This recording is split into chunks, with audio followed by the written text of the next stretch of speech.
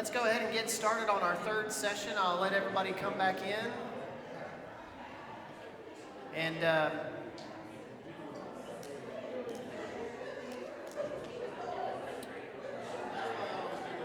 let's go ahead and get started on this third session. Yes, ma'am. Okay. Oh, you're on the video? You don't want to. You don't want to be on the video. Okay. I don't know. I do understand that. You don't want to be on the video. I understand that. All right. It is 11. I have 11:04 on my watch here, and so we're going to endeavor to get this done by noon. And I do not want to rush through anything or rush through anybody's questions. Odds are, there is a lot of this stuff that you do know, and there might be nuggets of it that you don't know. And this is really, if you want to follow along, if you want to grab your device, if you want to go, here's an exercise. If you have an iOS device, open Screen Time. Open Screen Time go in your Settings app, go about, I don't know, 5-10 items down and see Screen Time. It should have a purple little, I think it's a purple little hourglass beside it. And if you have not turned that on, turn that on. And when you do, you will see, there it is. Yeah, it's a purple little hourglass. Let's see. Can anybody guess what my top, go to See All Activity. You go there and it'll give you this screen that looks like this. It says Daily Average, okay? You may actually be really surprised at your daily average. But I have Daily Average. I go to See All Activity. Does anybody want to guess what my top app is? No, incorrect. Instagram? No. Instagram is number 6 on the list, actually. Instagram is, for me, Instagram is just quick things, like just quick checks. What's that? Shopping and food? No, that's my wife's. That's my wife's. My wife literally this morning is sending me, she can't just send me 1 or 2 links to things. She has to send me 45.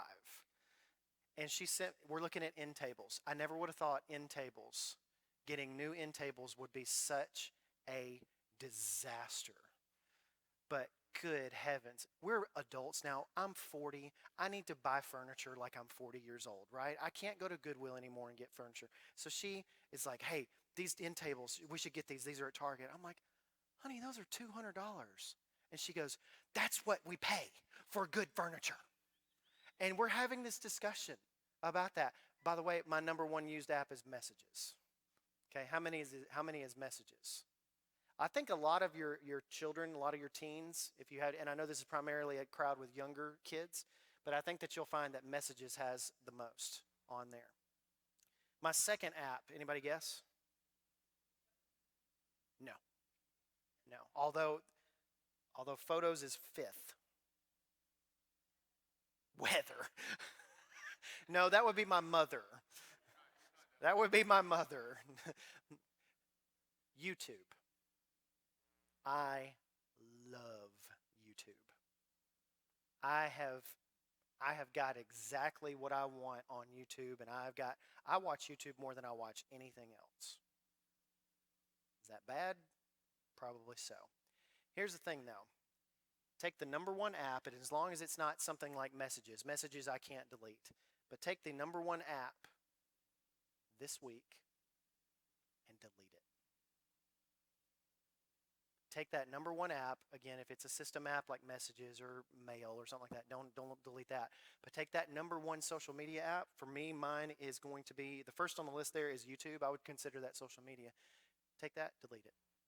Delete it for 7 days and see what kind of impact it makes on your life. Challenge your kids. If your kids have their own devices, challenge your kids to do the exact same. Here's the thing. You can start, and we can talk about screen time and all this other stuff when we get into it here, but the number 1 place you're going to want to start, if you have not started with your child's device, is screen time for iOS devices and digital well-being for Android devices. And so all of those things, that is exactly where you need to start. And if you need more controls, we're going to talk about a few of those apps as well, okay? Does anybody have any burning questions about how to do something? Because I don't want to go through this whole thing and with stuff, information you already know, if there's something that you want to know.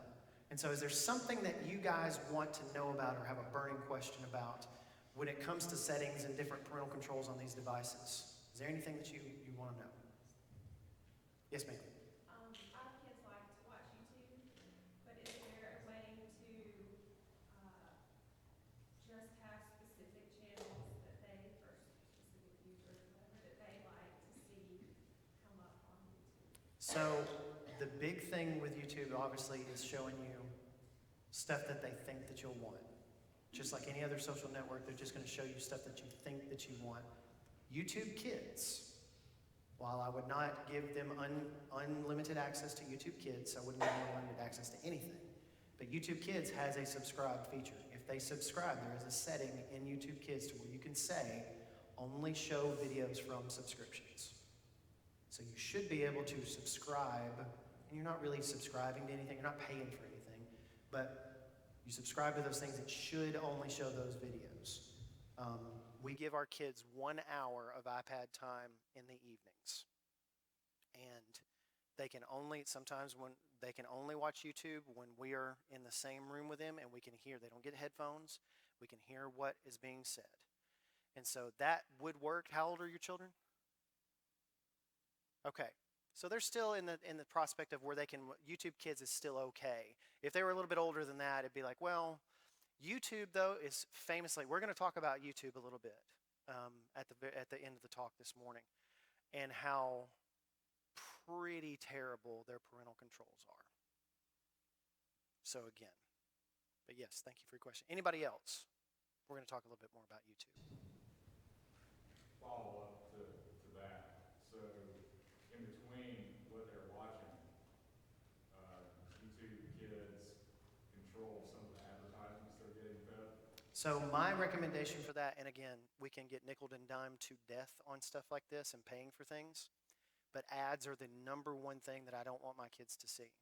I have subscribed to something called YouTube Red for, I don't know, several years now. And it's, again, it's one of those $10 a month subscriptions that but it's the easiest $10 a month that I pay for, because why? My kids never see ads, period. As far as I know, on YouTube Kids, there should be appropriate ads, but sometimes there's not. But you cannot control what ads are going to be shown next. So really, they kind of push you into YouTube Red. Really, your only option is to do something like a $10 a month YouTube Red subscription. It's unfortunate, but there again, it's just $10 that I just don't even think about every month, and my kids don't see ads. I don't see ads. We do a couple of videos of bedtime, we call them night songs. We do some night song videos, and we have about 3 videos, and they're just little twinkle, twinkle, little star things, but they don't see any ads with that kind of stuff as well. And so I would highly recommend something like YouTube Red if your kids use YouTube Kids or YouTube in general. Okay? Any other questions before we get started? Okay. So we're going to talk about controlling devices. These things are supposed to work for us, not the other way around, not work against us. Okay? And it has never been easier. And I say that with absolute confidence and certainty. It has never been easier to control the devices in your home. These things, and that's without even downloading anything additional. That's without downloading a third-party app or anything like that. That's just using the settings that are built in to some of these devices, okay? So before you think that any of this gets over your head, before you think that this is too much to handle or that you can't comprehend any of this kind of stuff, just make sure it's really a lot easier than it may sound, okay? The first thing, well, that's old information here. We talked about the why, the what, and this is the how. This is really rubber meets the road. How are we going to do this stuff? We talk about protecting our kids. How are we going to do it? This is how you do it. And yes, is it a lot of work to kind of set up and to kind of manage? Yes, it is. Is it a lot of work to keep on track with all these things and to enforce? That's the biggest thing, is enforcement and consistency. That is the number one thing. In fact, I said it on one of my digital parenting YouTube videos the other day. The number one thing that you can do as a parent is be consistent. Be consistent with these things, because the minute we start to say, well, you know, it's fine, just whatever, it's fine. kids are just gonna they'll suck into that. Okay. So again, we have to be consistent with our enforcement for sure. Um, when we compare systems, now I know that our parents are a little bit wiser than they were, 6, 7, 8 years ago. But some of us, when we walk, I take it for granted because I'm a nerd and I pay attention to all these things. But some people, some of y'all will walk into a store, a cell phone, a Verizon, an AT&T store, and all the phones, they look like, what do they look like? Black rectangles, right? And the icons are made to look the exact same, and they run the same kinds of apps most of the time. And who knows if that's an Android or if that's a, we can pretty much tell the difference between an Android and an iPhone, can't we? But sometimes you really can't. So the important distinction that you need to understand is that these companies have very different views on privacy and parental controls. Some of those are positive and they kind of outweigh the negatives. I'm not going to sit here and tell you today that you should all go with Apple and iPhones and iPads because that's the best. They may be easier to use, but maybe they're not the best. My number one rule for families is if you already have certain devices, if you are an Android family and you have mostly Android devices, then stay in that vein. If you all have iPhones, don't get your kid an Android phone. That just kind of makes sense. Stay on the same platform. And so again, Apple controls a much less open system. They used to be incredibly closed off, more so than they were. It was actually hard back in the day, back about 5, 6, 7 years ago. I was actually recommending to parents to get Android instead of iPhones because parental control apps could not do what they needed to do. They didn't have the deep control that they needed. Apple has since fixed that. In fact, iOS 16 that's supposed to come out, or is it 15? Whichever one it is, it's coming out probably next month for the iPhones, actually has parental controls improvements built in right into screen time. And so again, I'll have videos of those on the YouTube channel and all sorts of stuff and thinking about that. iPhones are going to look the same no matter what size they are. They're going to have the same menus. They're going to look the same. They're going to have the same kind of icons across iPad and iPhone. That is the one distinct advantage that I think Apple has over Android. The problem when you get with Android is that Samsung phones may look different than LG phones. Their system settings may be different. They may have parental controls that may be different than on different systems because it is not Google necessarily who runs Android. It's not Google that determines what goes on those phones. It's the manufacturer of the phones. The Google branded Pixel phones are, in my opinion, the best ones to get. They are the ones that come with the most vanilla operating system. They're going to look the same. They're going to guarantee that you get updates for I think at least 3 years. And so again, you may buy a Samsung phone that never will be updated. And that means you don't get parental controls that are updated. You don't get system and security updates that are updated. And so again, that's something that you'll have to think about. One of my kids has an iPad that is 7 years old and it still gets updates. So again, you kind of get what you pay for on that. And again, we just have to remember that these two companies are different. I put Amazon in there actually because Amazon actually has a fairly good deal with some of these Kindle Fire tablets. Does anybody have any Kindle Fire tablets for their kids? The Kindle Fire Unlimited service is actually very, very good and inexpensive for smaller children. If you've got a child that's 5 to 12 or so, if your kids fall in that age range, that's a really good alternative. And they'll give you their Kindle Fire Unlimited service for a year for free if you buy one of their tablets. And their tablets are like pretty inexpensive. They give you their own interface and they have all sorts of, they don't even see the app store. They don't see the internet. It's not a browser. They just have the stuff that you put on there. And it's actually it's pretty fantastic. But again, they'll need to probably graduate from that and upgrade when they're 12, 13, 14 years old to something like an iPhone or an Android phone. So, again, these three companies, very different in how they look at it. And I do want to stop pretty much every slide and ask if there's any questions on what's being said. Any questions? Okay, I'm covering everything and you don't have any questions. All right. just a couple of things to think about. Make sure your child hasn't purchased another device. I had my eyes opened several years ago. I went to a small town in Tennessee, and apparently there was a huge market at their high school for broken, unused, older iPhones, iPod touches, any kind of device that can access the web or download games or download anything like that. Kids were selling them for 25, 50 bucks. And kids would bring them home. And parents would never find out about it. And so again, when we go over some of our wireless routers that I'm going to recommend and talk about, some of the new and up-to-date wireless systems that you can have in your home that probably most of you already have anyway, you can set it to say and identify a new device that comes onto your network at any time. Because most of the time, these old iPhones, they don't have a cell phone plan attached to them. They're just on Wi-Fi. And so you want to make sure that your child has not purchased another device that you don't know about. Make sure your child knows not to sign into someone else's iCloud or Google Play account. Now, why would I say that? What does an iCloud account on an iPhone control on the iPhone? Everything. It has app download history, music library. It has all sorts of everything goes through that iCloud account. I can take my phone right here, my iPhone, and just throw it out my window in my car going home. I can go buy a brand new phone, sign into my iCloud, and boom, everything downloads on it. It even has my credit card. I don't even have to put another credit card in because it's already on there. It's in the cloud. Same thing with Google Play.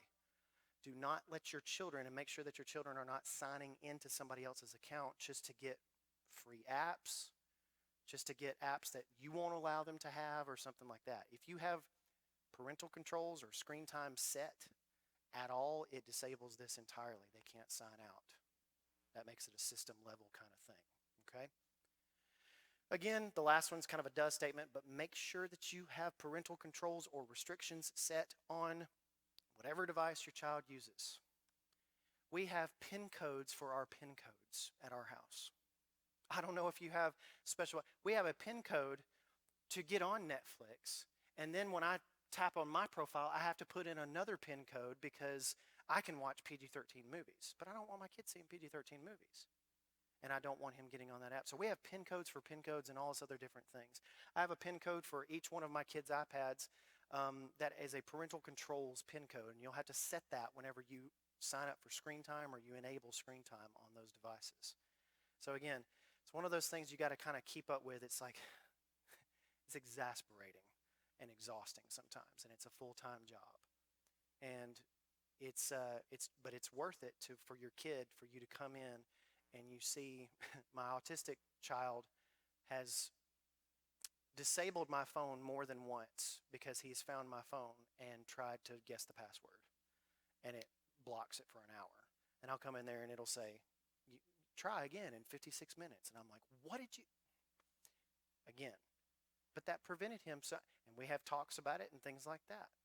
And so again, those are things that you have to make sure that you do. Everything needs to be locked down up to a certain point. Now, when you get up to a certain point of your kids having their own devices and being 14, 15, 16 years old, it is time to think about making sure that you have a graduated system and a graduated kind of approach with your kids about those things. Still have those parental controls enabled, but as they grow and as you trust them more, you start to give them a little bit more rope. And again, that's the same kind of thing with growing up. Is if you're going to allow your kid to go across town to an event or a concert, or they're going to start driving, or they're going to start having more responsibilities with that, they need to have more responsibilities on their device as well. So that's one thing to keep in mind. Okay? Any questions? Any thoughts? Okay. Now, this is a very kind of confusing looking slide, but I think about security and control as kind of this three-walled approach. Did you know that the city of Jericho didn't just have one wall? It actually had two walls. It had this double-walled system. They had this big double wall where if an army got over the first wall, the archers on the second wall could just pick them off, right? And so even Jericho had two walls. Well, I'm proposing three here. Your first wall here, and I got the description here at the bottom, is a physical, it's a filter or software on your physical Wi-Fi device at your home. And I'm anticipating your first question is, well, what about when they're not at home? We'll talk about that. Second wall is a built-in parental controls, your screen time on your iPhone, your digital well-being, or any other kind of built-in app that Google makes first party, or a third-party app. And when I say third party, that just means an app that's not made by Apple or Google, or it's not built into the phone when you get it. I have Life 360 up there. How many of y'all are familiar with Life 360? A lot of people know Life 360. Very good. I like OurPact a lot. I am actually testing a version of Bark now, if you've ever heard of Bark. Bark is a pretty sophisticated artificial intelligence that can see everything on your child's screen and will send you, when it flags something, it'll know bullying, it'll know nudity, it'll know all sorts of different things. And so really, really helps you maintain that control over that device. Bark is excellent, so I would invite you to try that out. And again, these apps, they will cost anywhere between $5 and $10 a month. Don't use, my recommendation would be not to use 12 of them at the same time, or even 2 or 3 of them at the same time. Pick one that you like, stick with it, and just pay them. If they're developing these apps and you're paying for them, they're not using your data. If you're paying for it, just pay them, please. How much is it going to be worth when and if your child gets into serious trouble? How much would you pay to undo that mistake? So we have to think about, and again, these things, sometimes the holes feel like we're plugging the holes of a shot up battleship or something here, but at the same time, we have to maintain that. So Screen Time Family, that's wall number 2, that third-party app. And then that third wall is these app-by-app audits. We're only going to use 2 apps or services that we're going to talk about today. But again, this falls under anything. If you've got Peacock, if you've got Hulu, if you've got YouTube TV, if you've got any of those things, you need to make sure that the parental controls are enabled. Doesn't matter if you have a PIN code to get into the app or anything like that. You need to make sure that parental controls are enabled on those apps. That is where it gets into needle in the haystack territory.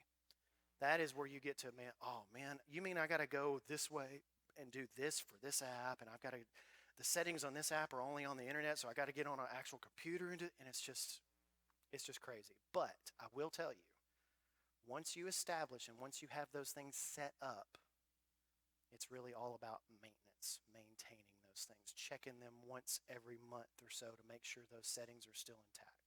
Okay? Any questions? All right, let's go over these real briefly. I like OpenDNS, but it's a little complicated to set up. It's the most complicated thing that we're going to talk about today. OpenDNS is used by big companies, it's used by small companies as a general internet filter. It is really good at filtering internet content that is coming through your house. You can change a setting on your Wi-Fi router at home. You can also change a setting on your child's device to where when they go off to the mall or to the football game or to across town to Mobile or whatever, then it will protect them on their phones as well. And that will be a setting that they can't just go turn off and change. And so again, OpenDNS is just basically a filter system that has been used in a lot of different things. We actually use OpenDNS at Graymere. We have it running on our servers at Graymere. And when anybody goes through the internet at Graymere, they log on to the Wi-Fi. They're under our jurisdiction and they will get warnings if they try to go to inappropriate places. And so sometimes it can be a little too aggressive. Sometimes it can be not aggressive enough. And that's where you come into paying for the $20 a year for whitelist mode and history. They will actually email you a search history, an app download history. They will actually email you a weekly report if you want it. It's a very good service, but there again, it is the most technical setup. And again, we're talking about changing some numbers around on a router in your settings, so it's not really that complicated, but they give really good tutorials at opendns.com, so that's just something to think about. Now, I say that to say you can use something like OpenDNS if you don't have anything else. Most of the routers and most of the services, the internet service providers that you subscribe to, will have those kinds of things built in that you might have to ask about or you might have to enable. I will tell you that you shouldn't have to pay too much. If somebody's trying to charge you, if Verizon or AT&T or somebody like that is trying to charge you 15 or 20 bucks for an enhanced security suite, you don't need that. You can do it on your own for a much lower cost. When we're talking about devices in your home, and this is still under kind of the device of filters, the rule of thumb for a Wi-Fi router in your home, to me, is if you look at your router and you cannot remember when you last replaced your router, it is time to replace your router. And so I don't know who is the predominant internet service provider around here? Anybody? Mediacom. Okay, so that's the same thing in Huntsville. Do you have the ability to use your own equipment with Mediacom? Okay, so with AT&T, a service like AT&T Internet, they do not allow you to use anything of your own. In fact, if you want to hardwire and plug in something, you have to authorize it with them. It's ridiculous. But I like that we have a co-op for our internet company at home. We get a gig speed to our house, and I live in Columbia, Tennessee. It's really great. And they will literally bring the copper to your house and say, it's up to you now. And I love that. So Mediacom probably provides a modem, and from that you will come out with a wireless router. If you get to choose what wireless router is, you can control a lot of stuff in your house. Some of these other companies like Comcast, AT&T, of course, some of the bigger companies, they will actually have internet filter systems that you can use on their devices. But I would highly encourage you to look at Eero.com. I really like Eero. They're a good service, and they were bought by Amazon. So that's just a thing to keep in mind. They were bought by Amazon several years ago, but they're just little mesh Wi-Fi devices that if you probably get some, you'll probably improve your speed in your house. You'll probably improve your coverage in your house. And they have a security suite that costs $3 a month that you can control anything from your phone. Case in point, every night from 6 p.m. to 7 p.m., my boys get their iPad time. And it's always a big deal. Oh, iPad time, I'm going to finish my food, iPad time. And they go and they watch their little videos. And almost every single night, I can be completely across the house. We don't have a big house, but I can be completely in the back bedroom folding laundry or something. And I'll know when it's 7 o'clock. Do you know why? The internet cuts off.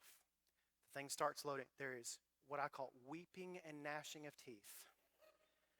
Mom, and it's a surprise every night. The internet cuts off at 7 p.m. every night. Let's get in the bathtub. Let's go. You know, it's just this, and that's what happens. And it's not daddy cutting it off. It's, the internet cuts off, so we got to go. And I'm not lying to them or anything. But it's like, daddy didn't do that. Daddy did do that. But it's time. That means it's time to get off the internet. So let's go. Let's go get in the bathtub. And but it takes kind of a little bit out of that struggle. Like, oh man, I wish I had more time on my iPad. And then they go get a bath, and we start the bedtime routine and all sorts of stuff. It allows you to have much more control. I don't know if you've seen some of the advertisements from we have Comcast a lot in Nashville, but I love our co-op because they let us control all of our equipment. But if your child is not doing something, you didn't have your homework done? Sorry, your phone's now turned off. It's a paperweight. Go do your homework. Oh, you didn't clean up your room, or you didn't do what I told you to do, or I'm grounding you from you don't have any access, period. And it doesn't just turn off like the Wi-Fi, so I can use 5G now. Nope. That phone you can actually control with some of these apps that we're going to talk about, like OurPact and Bark. You can turn off the connection, period. It will literally be a phone again. So again, think about these things. And again, I would encourage you to use this as a type of punishment necessarily. But we all know that it can be very effective to a child. It's like, look, you can't use your phone until you clean your room. You cannot use your phone until X, Y, Z is done. And so again, that can be a motivator. And it can also be a thing to say, you can't access the internet at all from 10 p.m. to 6 p.m., 10 p.m. to 6 a.m. You cannot, I do not want you being or surfing on the web in the middle of the night, grabbing your phone, coming and getting it out of our bedroom. No devices should be in their bedrooms, by the way, if you can manage that. Okay? Any thoughts on any of this? What have you used any routers or systems that you're fond of and that you like? Does anybody have an Eero at home? Okay, they sell these at Walmart. They also sell them at, of course, Best Buy, and then you can get them on Amazon. And if you wait for some deals, you can usually get like a 2-pack for like $100. So it's not very much at all. They used to be a little bit more expensive. I'm kind of glad Amazon bought them because they used to be like $200 and $300, but they'll give you phenomenal speed and coverage, and you can control everything from your app on your phone, see every single device on the phone, all sorts of things. See every device that's connected, and you can actually set it to where if a new device tries to connect, you can block it. Very cool. Yes, ma'am. We have like AT&T and they require us to have a certain modem or router. Something like this is an impossibility. Is that? Yes, that is correct. Unfortunately, you're kind of locked into using their equipment. Now, that's not totally true? Okay, then tell us about it. You can still piggyback it off that router. Their router you can piggyback off. You can. Now, my father-in-law had AT&T, and I tried that, and they still wanted you to authorize the device to be on there to even use a secondary Wi-Fi router. Piggyback off. We don't use their router at all. We use our own router. Okay, good to know. So if you have fiber through AT&T, okay, there you go. There you go. And so some of these places are pretty strict with it, and some of them, of course, like he just said, have workarounds. So I would invite you to go find those. If you are kind of locked into that, then make sure that you find those workarounds, because it may just be as simple as going and buying one of these and hooking it to the back of it, and then being able to use that Wi-Fi instead of the Wi-Fi that comes from that built-in thing from AT&T. Okay? That's an excellent point. Thank you for making that. Okay? Any questions? Any other thoughts? All right. So we're talking about all this other stuff. I put some things up here. TP-Link is another good brand that, again, I try to make these things accessible that they sell at Walmart. Linksys is also a pretty decent brand, but again, Eero's, I think it's pretty great. And you may get one and you may like it a whole lot. I talk about Google Play Family Link and, of course, Screen Time. I said just start with those things before you get to anything else. Most of the time, in fact, I don't use any parental control apps on my kids' devices yet, because we have not gotten to the point of that kind of needed sophistication yet. And so when they get out and they have their own devices in their hands and pockets, when they get out to be driving and all this other stuff, I know that I'm going to have more advanced things. And so again, that's just something to keep in mind as well. But most of the stuff that you want to do before about 12 years old can be accomplished with these two things. I would say, now we're going to go into that here next. You jumped ahead, but we're going to go into that in just a second. So again, Screen Time, I told you to look at that. It kind of gives you this output of what you're looking at and how much time you're spending. What's really funny is they like to send the Screen Time report to you at 9 a.m. on Sunday morning. So it's almost like you're here and church has just started and you go, oh, look how bad I was this week. And I turn all notifications off, so I don't necessarily see it until afterwards, but I'm like, oh man. So yeah, it's kind of interesting. I don't know who decided that or not, but it's kind of interesting. And if you have not turned on Screen Time, you have to leave it on for at least a week to kind of catalog your usage and things like that, and then you'll get that little notification pop-up report. I've got a cheat sheet on my website. This is iOS 12 and later. This is just some things to do. I use the term audit to mean just look at it, check it, go through it, make sure it's the things are set that you want to set. Again, this is just for iOS. It's going to be a little bit different on Android devices depending on the manufacturer of that Android device. But most all Android devices and iOS devices give you these kinds of settings as well. And again, all these are downloadable on digitalparentingworkshop.com. Family sharing. How many of y'all do family sharing if you have an iPhone? There's a similar feature. I cannot remember what the name of it is on Android, but it's a feature that allows you to sign up your family, put your family in a family group, and they can basically ask for apps and ask for different things that they want to download and stuff like that. The only tip I'd give you with this is when you do look at their downloaded apps and you do look at that kind of stuff, and when they do request to download that app, you don't have to say yes. You can always default to just no, especially if you're busy doing something else or if they're at a friend's house. Just say, no, we'll talk about that when you get home. And so you don't ever need to say yes unless you know what that app is for. Okay? Any questions or thoughts on that? Yes, sir. For those that are new to the screen time, you can set it where you can remove any app from their phone, even some of the stock apps like access to Safari. You can set it where, and I would encourage you, especially if you have young kids, where they can't download any apps Yep. without consent. They can't. Even free apps. They can't download free apps too. That's right. It's not just paid apps. You can set it where they can't add contacts to their phone. They can't receive messages from anyone not in their contacts. Yes. And so it'll show that they have a message, but they can't actually read the message. Mm. And so then you can try to figure out who that is, or you can take their phone, unlock that feature, read the message to make sure it's not, you know, we all get spam, inappropriate messages Right. from time to time. Delete that, lock it back down, hand it back to them. That's an excellent point. Yeah, it's really awesome. And it's going to get even better. I'm actually running the iOS 16 beta on my phone, and it actually is going to get just a little bit better with a few more like granular controls. And so when the new operating system comes out, you download it. I wouldn't download it the first day. I'd give it a week or so. But download the new operating system to your children's phones. Spend some time with that. To go into screen time settings, you really should be spending several hours with your child's device before they even see it, before they even use it. You really should go in there and lock everything down before they open it for Christmas or whatever. You really should be spending quite a bit of time with that. Yes. I will say one more thing. I think it's also easier, and you kind of touched on this last night a little bit today, but the earlier you do this, the better, because then they grow up and it's normal. If you got a 16-year-old, you're going to start trying to lock down their phone. Excellent It's going to be World War III. Yep.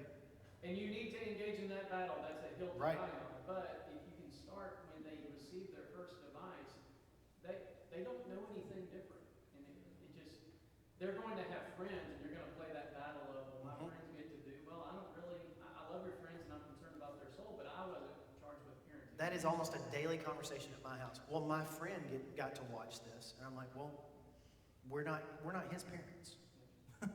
And that's kind of it's kind of a because I said so moment. But that's what we have to do. You just don't and I would say along the larger lines of that, don't apologize for enforcing safety for your kids. Don't do that. Don't feel sorry or don't feel like you're sacrificing your kids' privacy. Oh, I'm sacrificing their privacy. I've had parents come to me, and I'm not joking about this. They come to me and they go, well, I'm concerned about my child's privacy. And I'm like, how old is your child? He's 11. And I'm like, and I just have to tell some people flat out that just don't get it. Your child gets privacy in the bathroom. That's it. They don't get privacy on their devices. They don't rate that yet. They haven't shown that you can trust them yet about these things. You've got to build that trust over time.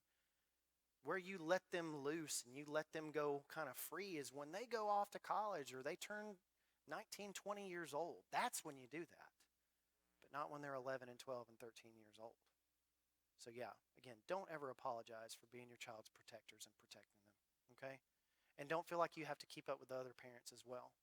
That's one thing I see is, well, these other parents are letting them say, I don't care what other parents are doing. You do what God told you to do. You do exactly what we need to do to protect our kids. Your kids are going to be different, and that's okay. Yes, sir. So I'm not trying to put this off on you, but like and I'm not that old, but when I'm trying to do something with my phone, I hand it to a 20-something-year-old. Right. Okay? They show me how to do it. Right. I've already forgotten how to do what they showed me. Okay? When you're talking about spending hours, and I've still got a few years before this is even going to be a problem with a phone locking it down, is that something that over time you will update on your website? Like, these are the things you need, because I'm not an expert in that. Absolutely, I will. Absolutely, I will. And there is a ton of content out there already about screen time settings and things. And there's several different.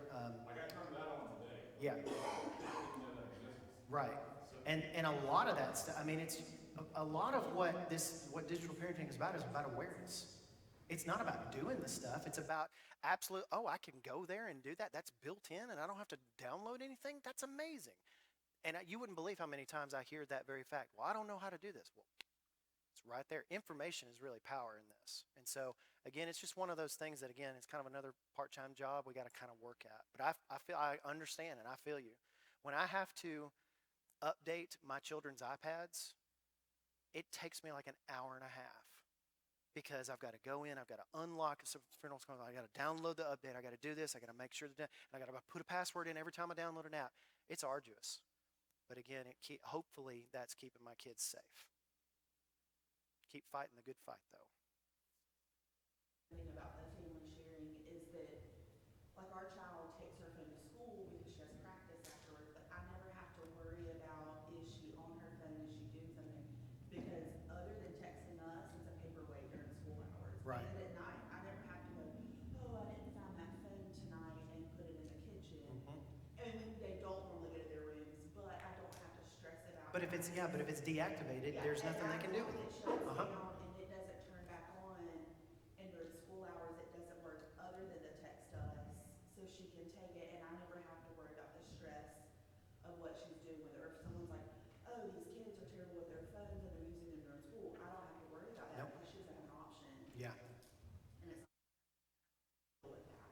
And the other concern, you brought up an interesting concern, though, is that what is my child seeing on other people's phones if they're not allowed to use theirs? What is my child seeing at other people's homes if they don't have the parental control set? That's a discussion that needs to happen. Just as my kids don't go over to other people's houses necessarily that much yet because they essentially grew up in COVID right now. But it's one of those things that when they do start going to other people's houses when they get old enough, it's going to be a discussion. Hey, do you have a loaded weapon in the house? Is it easily accessible? Do you have any? It's the same kind of thing that you need to ask. Hey, what kind of internet protections do you have on your device? Do you have an Alexa? I'll just set off on the live stream. I just set off everybody's in their homes. Do you have an Amazon lady in the tube? Do you have that? Do you have a thing that you can talk to? Do you have a voice activated set? Do you have settings on your? I mean, it's just a discussion that you have to have, and nobody wants to have that discussion. But that's going to be a thing. Like, okay, well, if you're going over to an unfamiliar house, then you need to know those things. It's an excellent point. Yes, sir. What about gaming consoles? Gaming consoles. That is going to fall under the thing about every single gaming console has its own parental controls that you have to enable, and every one of them is going to be different. So the big two are the PS5, PS4, PlayStation, which are going to be about the same, and then there's going to be, of course, Xbox. And those are the big ones. And there's some that, like, I don't know if you have kids that are playing on Steam or playing on Nintendo, but Nintendo actually has a companion app that you can download, and it's really, really good. And it will not let the kid, if they buy a game and put it in the console, it will not let them play it unless we put in the password for them if it's a new game, and we can whitelist that game. And it's the same kind of things. You're just going to have to pour through those settings for, like, online play. One of the things that I would say for online play is do not let your children have headsets and play online unless you can hear it. There is some awful, awful, awful stuff that not grown-ups, but small kids will say over that kind of online play and stuff. Most of the time, I know that on Xbox, because I have one, I know on Xbox you can just mute everybody. So if I do play something online, which is not usually the case, but if I do play something online, I mute everybody. I just go down there and just mute, and I don't hear anybody say anything. And so that would be my default if I had a 13, 15, 16-year-old playing these games, is say, hey, everything has to be muted. You don't get headphones. You just have to play it like it is. So they don't hear the things. They don't see the chats. You can actually set all that stuff, and the parental controls on Xbox and PS5 have actually gotten a lot better over the last few years as well. Now, there's companion apps for PlayStation Network, and I believe it's Xbox Game Pass. You can set those things through the app to say that they cannot download certain games, and these games are huge. It's not like downloading an app. It's like downloading a whole, stinking computer program. It takes hours on some of the best internet connections because they're gigabytes of games. And so, again, you just need to go through. That's one of those things, like going through those app-by-app audits. You just have to go through those and actually tick those parental controls off, and you can do that in their companion apps that are always going to be made available for the mobile devices, Apple and Android devices. Good question. Anything else? Any other questions? Any other thoughts? Parents on that screen time thing, it is a good conversation starter. He made the joke about the 9 a.m. Sunday thing. Well, we actually use, because everybody's late on Sundays, we use from 9 to 9:15 to discuss everyone in the high school screen time. And what would you say the average is? 12 hours? Yeah, I was about to say, a lot of times it's 16 hours a day they spend on their phones. Wow. And we have a lot of very kind, but a little bit of, the room shaming where everybody's like, you did what? Great, because we need to talk about this, because you should not be on your phone for 16 hours. But even Justin and I sometimes are embarrassed that we hit the 6 hour and 44 mark dead. Like, that's a lot of time on your phone, So they get to kind of give us a hard time about it. But we also then pull up, okay, so what were you doing for 16 hours a day? It's typically Snapchat. But you get a lot of access, even for your 5, 6, 7-year-old on those iPads. So what are they spending a lot of time on, and can we cut it back? And just kind of having those conversations, and if you start it early, it's not that big of a deal when they're 15 and 16 to talk about your screen time. But it's been good for us to realize we might be on our phone a little too much. I actually went in and limited my Instagram to where I can only be on it 1 hour a day. Funny story though, when you do that, it gives you the option To just say, oh yeah, just ignore bypass for it. today. Yep, ignore that. Ignore. Okay, ignore. I can ignore it all day. Ignore for the day. But with that being said, just that at a basic level, even for the younger kids, is very eye-opening. I mean, it was eye-opening for me on my own phone. But it kind of just starts that digital conversation and where you can limit yourself. It's incredibly important, and I'm glad you brought that up. It is incredibly important to set screen time boundaries. Your kids are going to be at school. Odds are they're going to be on a screen part of the day because they've got a Chromebook or they've got a computer that they're using or they're doing something like that. They may not be on it all day, but they may be on it 20% of the day. So they're going to come home, they're going to get on a screen there. But again, you have to set those boundaries. And even if that's as simple as we don't have devices at the dinner table. I don't know how often you get to sit at the dinner table and have a meal at the dinner table every week. But when you're at the dinner table, maybe it needs to be a rule. We don't have any devices. You know what? Daddy doesn't get to check his email when we're sitting at the dinner table. Daddy doesn't get to watch YouTube while we're having dinner and stuff like that. And so put up those fences, put up those boundaries. When I get home, I usually try to get home. I get to work about 7:30 every morning. I try to get home around 3:45 or 4 o'clock because that's when my boys get home. And my phone I have it default to do not disturb from 4 to 6. That is the 2 hours of the day that I don't do any work, I don't do anything, and that goes across all my devices. I used to wear an Apple Watch. I don't wear an Apple Watch anymore. You know why? Because I did not want the constant boom, ding, ding, boom, boom, the notification. I did not want that. I could not even take it anymore. And so this is just enough. If somebody texts me and says, I texted you 2 hours ago. Well, is something on fire? If it's not, then we're fine, right? So there's nothing that when I go home, the phone goes on the top shelf and it goes on to do not disturb. And I don't get on any devices. And I do homework with my kids. I play with them. I might play video games on a screen with them. But most of the time, it's time that's set aside for them. That shows them that I'm not going to be on a screen constantly either. And so, again, that's a boundary I think we need to do. Are there any kind of tips that you would give other parents here about setting those boundaries and about things that you have done that have been positive experiences for you with some of these devices and managing that kind of screen time? Anybody have anything to offer?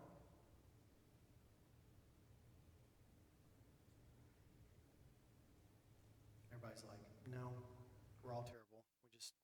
We don't do anything. Don't give them one at all. But now that may be one of the solutions that we might think, well, don't give them one at all. Well, you know what? We should all just go live in a cabin and be Henry David Thoreau, right? Just go live in a cabin in the woods and not even think about it. I'm in too. But let me tell y'all something honestly. That's not a solution. Unfortunately for us, it's not a solution. We have to, and it is not a, it is a requirement for us as parents. We have to teach our kids how to use these things responsibly. Because nobody else is going to do it. And we have to have, again, I keep saying that graduated plan, that plan that you and your spouse have to give your kids a little bit more and more as they get older, because when they get off on their own, you do not want them to turn out like some of the kids that I have seen. I had a couple come up to me and say, our kids are 17 and 18. They've never been on the internet. They've never seen a phone. They've never done. And I said, okay. And I had to basically tell them, I was like, look, your kids have seen a lot of stuff that they're not admitting to. I'm not saying they're bad kids, but they might have stuff. They might have stuff that you have no idea about. If they haven't, as soon as they get out of your house, they're gonna hit it, and if you haven't trained them how to use it, how to do it properly, they're gonna go wild and do stupid stuff. Bingo. I've seen it many times happen. So this ultra, strictness is not the problem, is not the solution, but wide open is not the solution either. We have to find that balance somewhere in the middle and have that plan. You have to be able to be open and honest and discuss with your kids about these things. We have a child who's in 7th grade, and for a long time we said, oh, she's not getting a phone until after middle school. But she started playing a middle school sport last year that required her to stay after school. Mhm. The coach would transfer her from the school to a church gym. And so it was like, she needs something just in case. And so our first thing was, let's just get a dumb phone, just something we can put some minutes on and hit it. But nobody wants to sell you a dumb phone, do they? No, they don't. It's expensive. They're very expensive. And so then the more we started thinking about it, most people were like, well, why do you give your kid an iPhone instead of like a dumb phone? And then the more we started looking into it, I love the fact that she has an iPhone because I can see where she's at. We can shut it down at certain times. She can, because even on a dumb phone that you buy minutes for, they can make calls at 2 a.m. on those because you can't set anything on them. And you have no option of tracking things. You can't look at the phone and say, they spent this many hours texting or this, or whatever. So for us, it's a nice way to keep track without having to ask her and feel like we're always bombarding her. We can kind of see things as they happen. But for us, it was nice to just pay the money, get her an iPhone, Right. and be able to track everything. We can see where she's at and all of those things. So we like that. And it allows you to start introducing that independence to them and allowing them to kind of get that little taste. Because if they have a phone, my sister-in-law, they got their 11-year-old a phone, but it's an older phone. It's about 4 or 5 years old. It was used, and literally the only thing that she can do is answer phone calls from her mom and dad and text her mom and dad. But she thinks she is the greatest and oldest person. She's sitting there, and she'll text emojis to her dad across the room. It's just kind of that stuff like that. So again, just introducing that kind of thing. And so I really think it's like if you don't take an Olympic swimmer doesn't start by jumping at 10 years old, jumping in an Olympic-sized swimming pool and just going like a fit. Michael Phelps didn't start out that way, right? He started swimming in the shallow end. Everything begins, these big things that we have, these big responsibilities always begin with small responsibilities. And we need to understand that. That's an excellent point to make. I'm sorry, one at a time. First gentleman right up here. Are you gonna talk about Gab phones or pinwheels? So we have a kid at church that has a Gap phone, and it has been good for them for a little while. But those things are just, none of them are really great. Pinwheel does step up. Okay, so tell me about Pinwheel a little So bit. pinwheels, it starts out as a dumb phone, but you add apps over time. So when you get it out of the box, it's a dumb phone, no internet access, and you have to add to it as you want them to have access to it. They both, Gap and Pinwheel, both have their own internet service available. It's like Okay. $10 a month to $20 a month for phone service, so it's really cheap, economical that way. But it stair steps up. So the Pinwheel's better at stepping up than the Gap. The Gap looks like a it gives the appearance of it, so they're not shamed by their peers. Right. And they'll be more likely to use it, but it has a huge number of those controls, restricted callers and text contacts. And if you want, It's out of the box that way. that seems like those kinds of devices seem like a really good first step. If you got a 9, 10, 12-year-old, that seems like a really good first step to moving up to something like an iPhone and stuff. So yeah, I'm glad you mentioned that And as make well. the watches too, I forgot. Yeah, and I will tell you that I know several people that have added Apple Watches to their child to an account for $10 a month, and the kid uses it to call and do different kinds of things. And I'm like, man, that's a pretty expensive piece of thing to give a 10-year-old but they're incredibly durable, and it's just, there's a lot of other possibilities out there other than just giving a child an iPhone. And so you just want to make sure to look into those things. Thank you for mentioning that. Yes, ma'am. The fact that you put your phone up is good. I think the most powerful thing is our children watch us. Right. And we can teach them, children are gonna, they say that if you drink a little, children are gonna drink a lot. What you do in moderation, children as they're developing and trying to adjust to what is good, are gonna always do more than what they see. So as parents, your first obligation, your first form of teaching is what you do. How many of you have caught yourself with your child trying to get your attention, Oh, yeah. and you're doing something on your screen? It may have been important. This is the last 10 or 15 days at Gray Mirror, we've had some situations arise with some different stuff, and feel like I've been talking to everybody, every one of our elders, every one of our ministers, constantly just doing this, right? And it was probably about 5 days ago or so. I'm sitting there and I'm at home, and it's between those hours, 4 and 6, but this was important stuff. I'm sitting here doing that, and my little 5-year-old, who is the sweetest little thing, you cannot tell me he's the sweetest little thing in the world. He comes up and he's, Daddy, are you doing email again? Boy, that really hit me. And we have to understand what kind of impact that's having. That's a good. Them, when we're reading this, we're telling them that this is more important. This is important, than yeah. email. And I just think that as parents, as grandparents, we really got to challenge each other as adults. What am I doing? Right. What am I doing? And I've asked, that if there's something in the presence when we're in a group, if there's something urgent, it's okay to say, this is something I need to, or, somebody needs help, or communicate, say something. Don't Right. just sit there on your, Right. or get up and leave, because you're not with us. When I get on a phone call, and that's what I've been doing the last 10 or 15 days, though, when I have an important phone call, things go in my ears and I go in the backyard. Get out, because you're not with us. If the kids are in the backyard, I go to the front yard. Because I don't want, I need to be talking and focusing on what I'm doing, but also I need to separate that if we possibly can. That's a very good thing to mention as well. Yes, ma'am. We don't have children, and I'm gonna be completely transparent right now. My routine every day, I make my coffee, I get on the couch, I get out my phone. And there's like this hour of that's what I do in the morning. And I'm going to be completely honest with y'all. I have a dog who climbs in my lap and knocks my phone out of my hand every morning. No, it is intentional.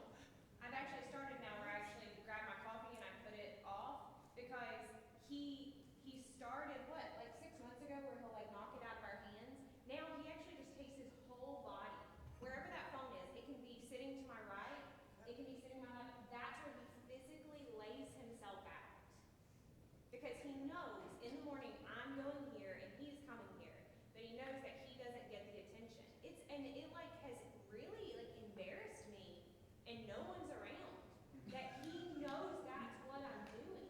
He's not that smart. He's a dog. And If dogs are doing that, Yeah. though, what kind of effect is it having on our children? It's things to think about. Any other thoughts? In that comment, I challenge everybody in this room, next time you go out to eat somewhere, look at the tables around you, and then look in the mirror.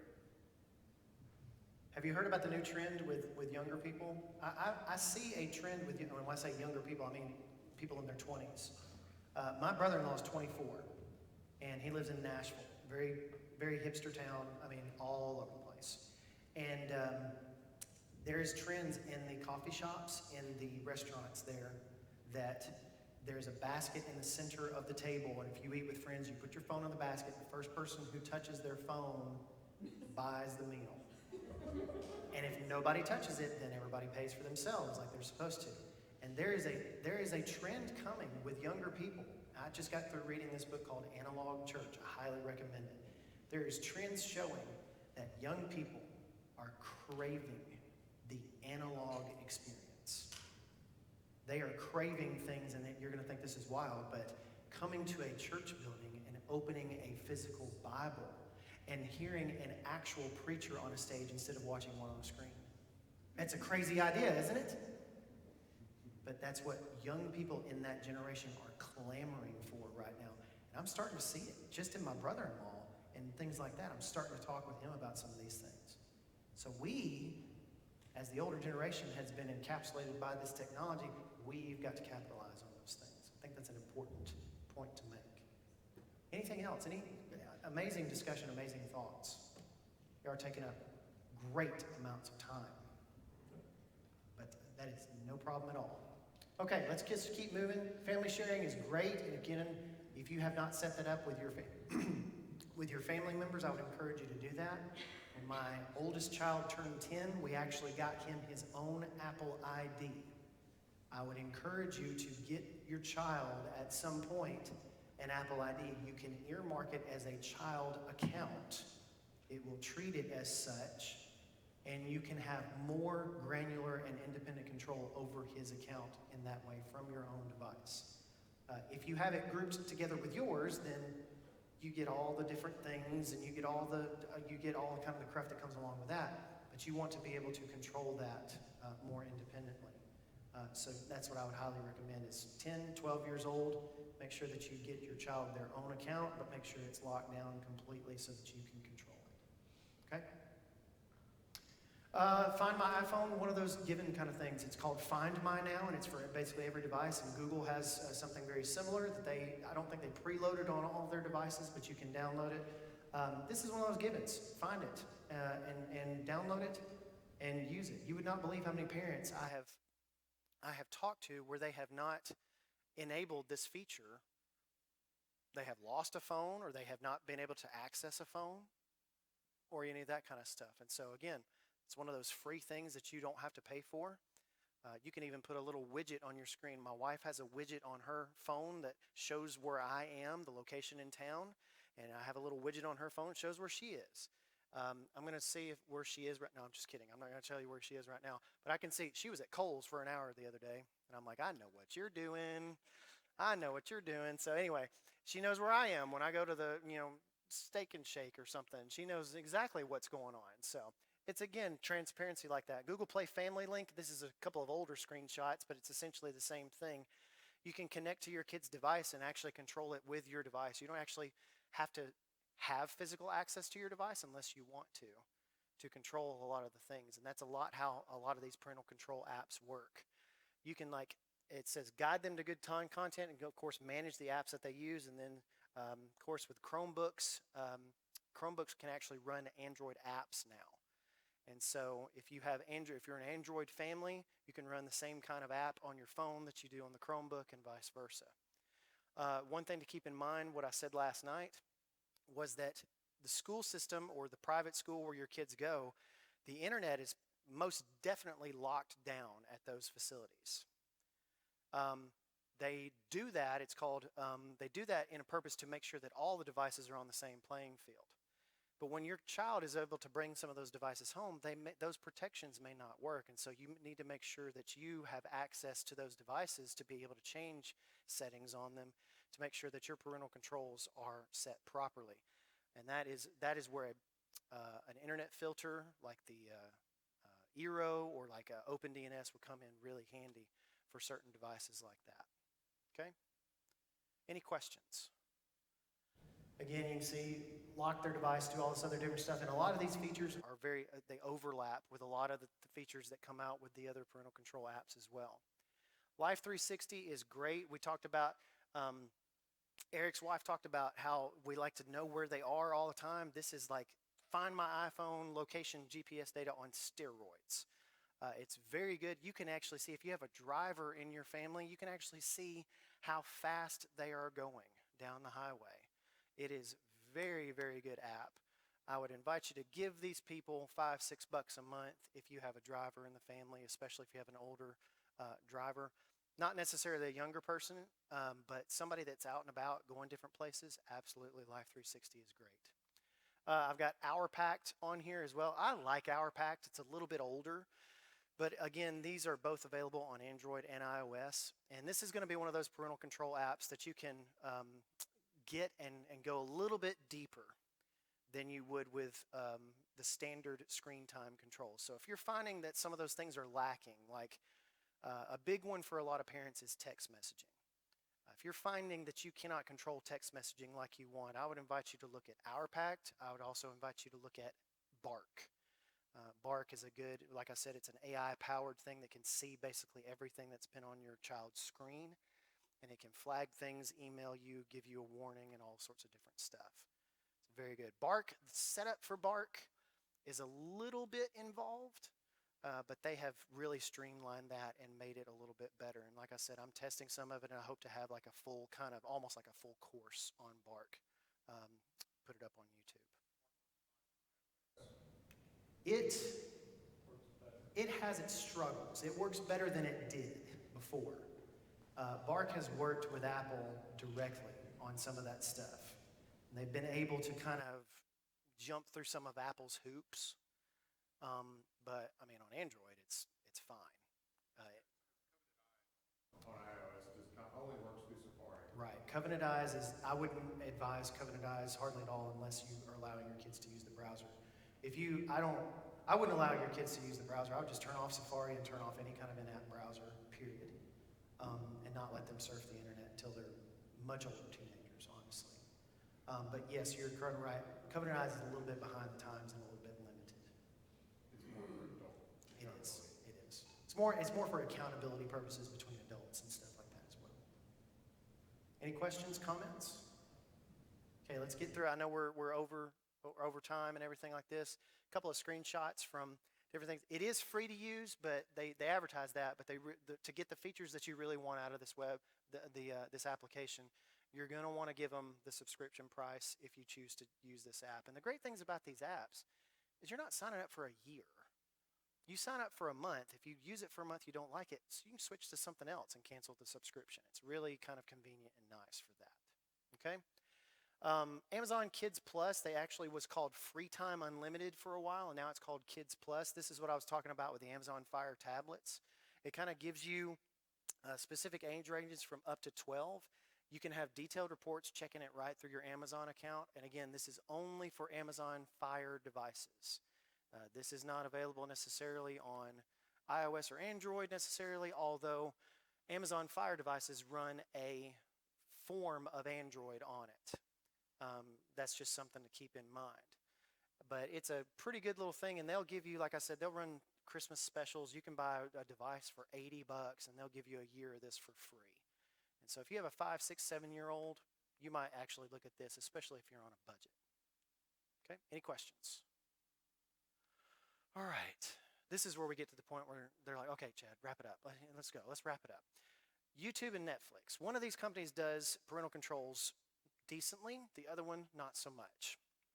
And the reason why I say that is because we'll start off with the one who does it decently. Netflix, if you go to netflix.com/account, you have to go to the internet to do this.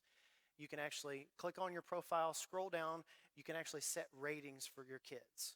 One of the greatest things I like is number 6. You can change settings, of course, profile lock and Netflix Kids and things like that. We have a kids-centered account on our kids account. But for number 6 there, I love being able to restrict any titles.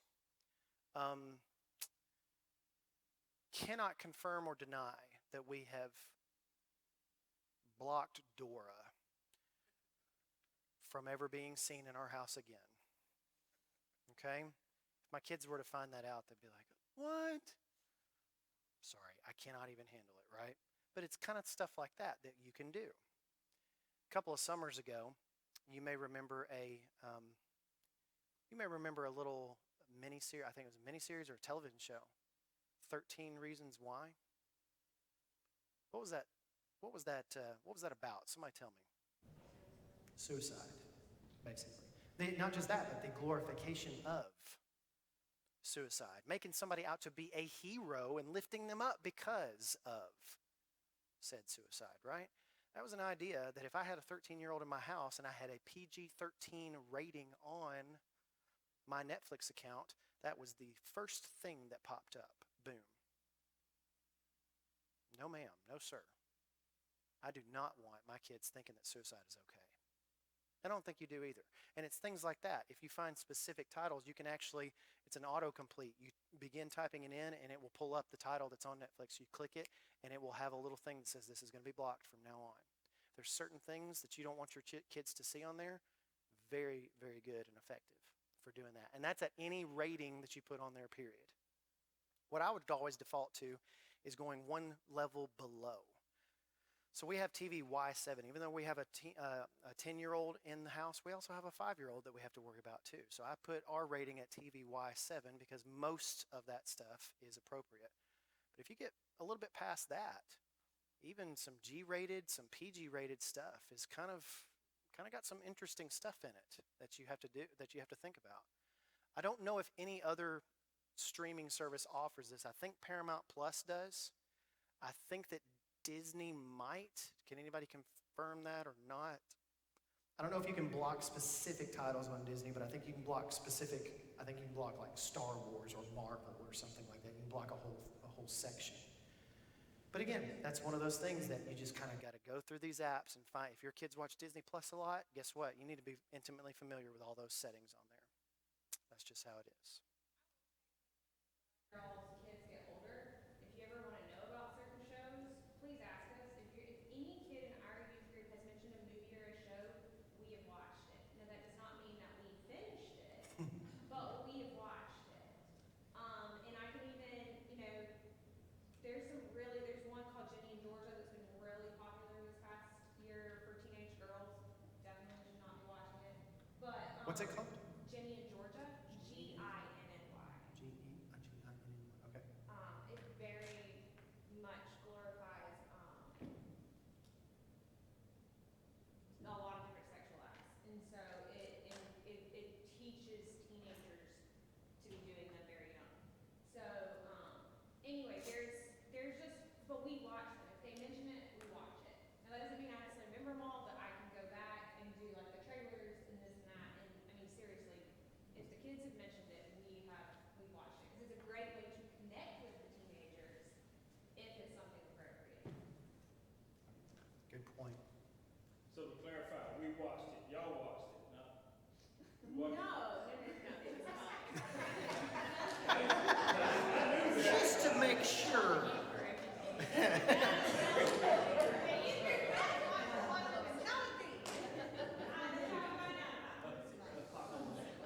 But that is, to me, one of the most dangerous things that I'm seeing on these teenagers' phone is actually Netflix. It's like it's completely unregulated. And if you think about it, if you have no settings, they have access to stuff. And I may be saying this and you're like, I don't even know what that is. But like Outlander. Y'all, I'm sorry, it's a soft porn. And your Yep. kids can just log in and watch it. Yep. So, and you think they might not have an interest. Right, it's not a show that interests them. However, someone at school mentions it, they're going to turn it on. And that's just kind of how this goes. And so there's just a lot of really inappropriate stuff on Netflix. And in my opinion, it's getting worse. Yeah, it is. So if it gets worse, that means you need to be more vigilant and more relentless at regulating that. That's just all that means. Just more work for us as parents, as if we needed more stuff to do, right? And cartoons do not mean for children. Oh, see, that is the major deal. A lot of these older kids are watching anime and stuff that is really bad. That is one thing that my autistic son cannot understand. Daddy, it's a cartoon, but honey, it's an inappropriate cartoon. Family Guy is not for you to watch. And he would not get any of the jokes, right? But it's not appropriate for you. But Daddy, it's a cartoon. It's not a cartoon. It's not really a cartoon. But he sees that. And so that's a big struggle that we've had, is that he thinks those things are cartoons, and they're really, we know, obviously, that they're really not. So we've had to kind of block those things specifically on some services and things like that. Excellent points, though. Anything else? Let's talk about YouTube here. Of course, this goes into Netflix. I would invite you to do one of those, at least do an audit of everything that your child uses twice a year, if not once a month. Because these things, they will go in and they will change the settings, and sometimes it'll kick off defaults that you have set, and it will go back to different things, and you'll have to re-enable some of those things with a software update or whatever like that. So again, you need to make sure that you're vigilant on those things. And this is where we've got, one of the ones that we blocked was Booba. And that sounds like something vulgar, but it's literally just this really annoying Indian show. And then Horrid Henry. Horrid Henry is one of those older cartoons, but the kid on it just has a lot of, he's just terrible to his parents and says awful things to his parents. And again, it's a cartoon. And it was one of those things where our kids started repeating the things that they saw on Horrid Henry. And we're like, nope, that's done with that. And so this list is a lot longer than this. I just use this as an example. We've got probably dozens of things that we've blocked on there as well. So you can go in there, make sure that you save those things, make sure that you require a PIN code to access your profiles. If you have a daddy or mommy and daddy profile on there, and you guys like to watch Outlander, then then make sure it's blocked, okay? Please. All right. So again, and you can set these things. You can go TV, PG, and below. And it's got all these maturity ratings and stuff that you can go into. Look at and spend time with some of these settings on any of the apps that your child uses. Okay. Now, this is a screenshot of the iPad app on YouTube. When I tap up in the far right corner, I don't know, does it have some laser on it? It does. Ooh, good. So if I tap up here in the far right corner right here, that will get me to my profile, and it pulls up this little pop-up window. This is just a stock regular YouTube app, and I'm just signed in to the YouTube app. Now, it gives me a number of different options here. When I go to this screen setting, do you notice anything? I didn't have to have a password. I didn't have to put in my account password. I didn't have to put in a PIN code. I didn't have to put in any kind of security at all. It gives me the options to clear the watch history, clear the search history, pause the watch history, pause the search history. Now, I see some of y'all with your eyebrows up like, that's probably a bad idea for teenage boys, right? And girls too. Why is this allowed to happen? I have sent email after email after email to the support for YouTube saying, please just put a PIN code behind it. Let me set a PIN code for this. Let parents set a PIN code to allow their child to watch YouTube, but there's no security. So they can go in here and I can toggle this on and it will literally not show anything. But when you go back and check it, you'll still see a history. You'll still see a history of videos that were there. It doesn't delete the entire history. It just paused it for a little bit, and you can go back and unpause it. That is not safe for kids. So they still haven't fixed this. This has been several years now that I have been sending them message after message and filing bug report after bug report for them, and they just will not listen. I've been trying to tell them about this kind of stuff, and now I know I'm just one voice. But because of that very fact, I can't recommend, I would recommend against having the YouTube app on your child's phone at all. Period. What you can do is you can allow them to use it on the browser through Safari. It's clunky. It's not a great experience sometimes. You can't really watch some videos, and they're all messed up sometimes, and it's just not a great experience. But this right here is not acceptable. And so again, these are things that you need to know about, especially with something as big as and as ubiquitous as YouTube. Does anybody know about this, or anybody look at this or whatever? So again, that is something that you need to be aware of. You do not want your child with the opportunity to just as easily hide that usage and information from you. Okay? Any questions? Now, we are almost done, I do promise. You can go to all those different things. You can, I don't know why it's on there. What I would say about YouTube Kids is sometimes it can lead to what's not expected. They have done a lot of positive things behind YouTube Kids to make it even safer for kids, but there is still things that you need to do. one of the recommendations I brought to the young woman back here was that you make sure that you can only see what you have subscribed to. Another thing that you need to make sure that you turn off is autoplay, because autoplay will just go to the next video, and most of the time it's not a subscription video, it's just whatever is being suggested next. And there are, you can look up videos on Facebook or YouTube and see how quickly it can get from a wholesome, number blocks video to something that is not wholesome in about 6 videos. And something that should not be on YouTube Kids somehow got past the algorithm and got past all that stuff, and it's there. So again, just beware of that and be making sure that you know what your kids are watching, okay? Any questions about that?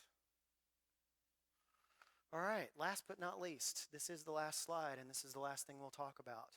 Your carrier, your cell phone provider, AT&T, Verizon, T-Mobile, whoever you have, they can be very, very helpful. What I would recommend is if you have a problem with your phone, if you have a parental control issue with your child's phone or any kind of issue for that matter, don't necessarily take it into a store. Because, does anybody work at Verizon or AT&T stores in here? I'm not trying to say those people they don't do their job, but they are there to sell you a phone, not to fix it. And so I would absolutely go and call customer service for your account information and all that stuff. Every instance that I have called Verizon or AT&T about a parental control issue or an issue with a child's phone, they have been extremely helpful over the phone. Extremely cordial. I think I've done it probably half a dozen times with parents and worked with them on that. So call if you need to do any of these things. You can actually do all these things just if you're an admin on your account. You can shut off or limit data. You can shut off or make sure that you do that last one, by the way. Shut off or deactivate personal hotspot, because your kids, they'll run out of data and they'll say, oh, just use mine. No, that's not, no, don't do that. But you can do anything. You can block numbers from calling or texting. If you're having an issue with text messaging, if your child has, violated trust, if they've done something with texting and they continue to act up on texting and you can't control it, then on iPhones especially, you might need to turn off iMessage and go to the green bubbles, the dreaded green bubbles, because guess what?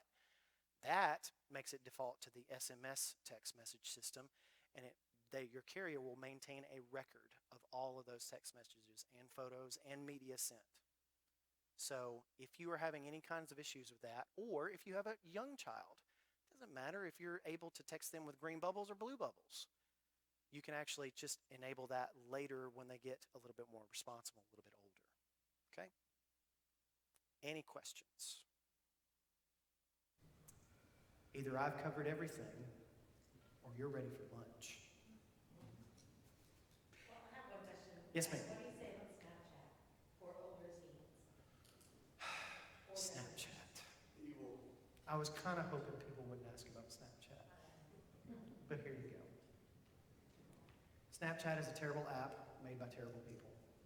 No child should have it, period. If I have it in my power, my children will never have that application. The reason why is that it is just too easy to be tempted by that app. It is too easy to hide usage from parents. It is too easy to be tempted with certain things.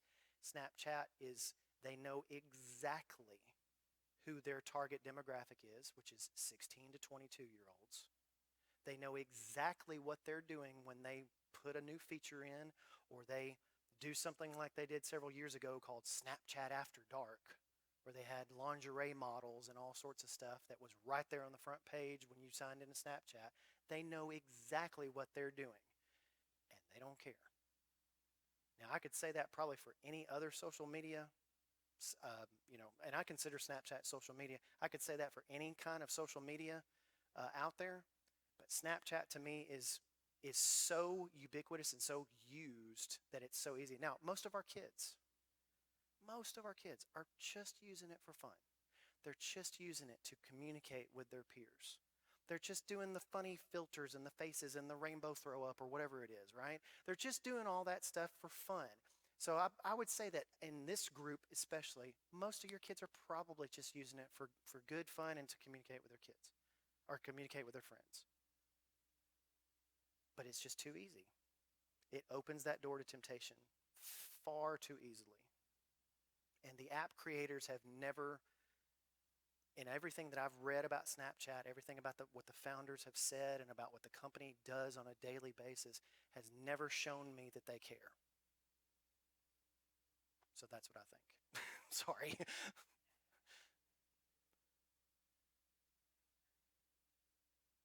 Snapchat within this group. They Snapchat, out in the world too, out in high school.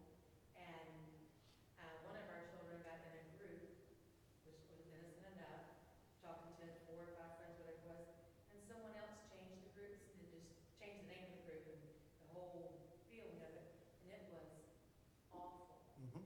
And we never would have known about it if we hadn't checked. And I've heard that dozens of times.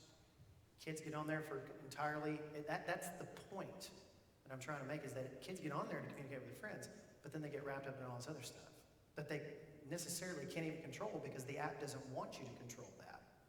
They want you to be sucked into all this stuff, and they want you to be using the app more and more. It's engineered that way. And so, yeah, again, if I could summarize it, it's a terrible app made by terrible people.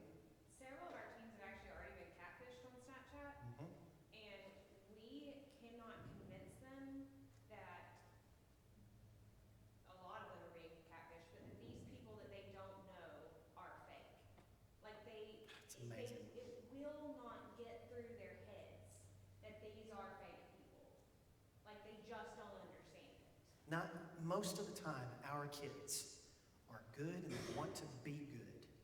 And most of the time, our kids are not necessarily even misinformed or trying to be bad. They're just naive. Well, and what's interesting about this catfishing thing is none of them have done anything inappropriate with these people Right. catfishing them. Yeah. It's just they come and they're like, did you know that like Sophie wasn't a real person?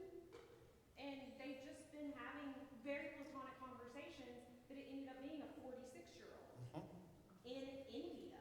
Mm-hmm. And I'm like, yeah, because you've never met Sophie, and Sophie is a 46-year-old man, actually. But they don't understand that. They really don't. And the other thing is, though, we make Snapchat out to be the real danger, but everyone that I know that has been groomed by a sexual predator, it was through Instagram. Mm-hmm.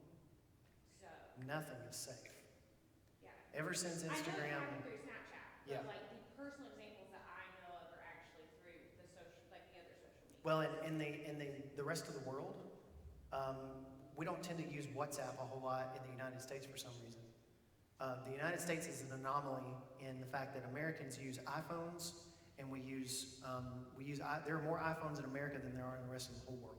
Okay, most of the rest of the world, in places like India and Europe and all those places, they use Android and they use WhatsApp to communicate through everything. And there's so much stuff that you can get into on an app like WhatsApp, and it's starting to creep into the United States as well.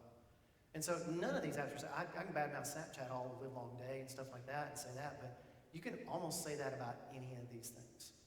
You can get lured, and your daughters or your sons can get lured into a false sense of meeting somebody or security or anything like that through Facebook Messenger.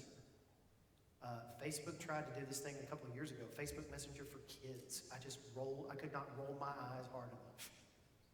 It's amazing what these companies are coming up with. In fact, Instagram was trying to come out with an Instagram for kids back about, maybe a year and a half ago, and they completely canceled it because parents like you stood up and said, that is completely out of line.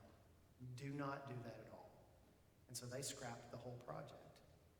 So again, we've got to make sure that we stand up and we are checking these things and being our kids' protectors like we should be. Yes, ma'am. So when you were talking about taking off like Safari off the phones, when they have to do projects for school and they're having to research a topic on the internet, how do you suggest, or what are the best safeguards for that? For that, I would actually suggest using a laptop and not enabling it on their mobile device. I would suggest using a laptop computer if you've got, or your personal computer at home. Odds are we've got personal computers at home. I would use their Chromebook from school or use a laptop on a desktop browser. That's what I would do, because you can actually Those things will default back to the filters, of course, that you have set on your Wi-Fi routers. And also Windows and Mac actually have some pretty good, decent parental controls too. Except I don't even really go over Windows and Mac parental controls because 95% of the time our kids are using iPads and iPhones and mobile devices. So, but yeah, that's what I would say to default to for those special circumstances. Any other questions? Well, you guys have been fantastic. Y'all have had some great stuff to share. Has this been helpful to you? Again, I know that we have not hit nearly anything that we need to hit, nearly all of what we need to hit, but I really appreciate your questions. I really appreciate your comments. I appreciate you being here on Saturday. I see people ducking out because they got to go. There's stuff that's got to happen on Saturday, man. I know how it is. So let's go ahead, if we say a prayer, and then we will be dismissed. I will be here sticking around if you have any questions for me up here. And again, come and check out some of these books. Take pictures of some of these books if you want to as well. Thank y'all so much for today. Let's pray. Dear Lord, we thank you so much for the opportunity that we have as parents to mold and to shape the lives of our young children. And Lord, we would ask that you help us take that incredibly seriously every single day. Lord, as this digital technology surrounds us, help us to wield it, to use it in the most positive ways that we possibly can, but most of all, help us to teach our children how to responsibly use those things. Lord, help us to always, always, always look to you and your Son for guidance. Help us to always stay connected to the church, first and foremost. Lord, we thank you so much for the church that Christ died for. We thank you so much for that sacrifice, and it's in his name that we pray. Amen. Thank you so much.